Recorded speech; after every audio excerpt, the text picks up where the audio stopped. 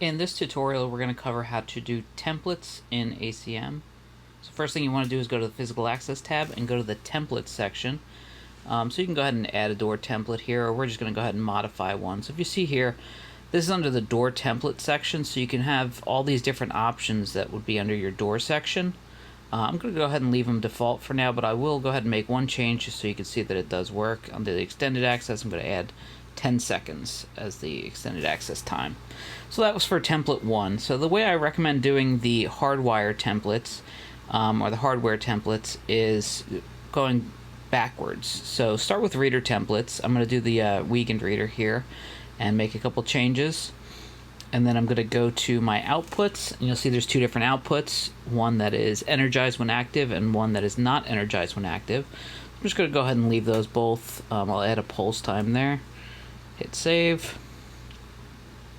Then I'll go to the inputs, and you see there's two there by default. You can add more than that, but you'll basically see it's your resistance and what state that input is in. I'm going to go ahead and change this one to normally closed with no resistance, and I'll go ahead and change the name as well. And then I'll make one that's normally open with no resistance. I'm not using any resistors on my system, so if you are, you can definitely add those to your section. And then if you go to the wiring templates, this is where you can kind of tie it all together. So this is for the 1501, which is the panel that I'm going to add. If you see here, under door 1, we have the addressing for the doors, what type of door it's going to be. And then you see right there, you have your normally open, normally closed. I can change it. And I have my reader section. I have it as OSDP here, but I can go ahead and change that to the weekend one I created. And then I can change the output template too. Now this will apply this template to every door. So if you're adding a ton of doors in one shot, you can see how easy it is to add a single door. So if I go to the panel here, I'll go ahead and add my LP1501 controller. Go ahead and give it a name. And I'll select Mercury as the vendor. And I'll go ahead and check this as installed. And I will select my model. I always select downstream. So then you go ahead and go to the wiring template. And I'll select the template I created. Now here I could add more panels if I wanted to, but I just have the one. So I'm going to go ahead and add this door name. If I added multiple panels, I would have a bunch of different door options here, and I can name them all in one shot, and it'll name all the hardware associated to it to match that door name. So I'll just call this main entrance, and then I'll go ahead and hit save there.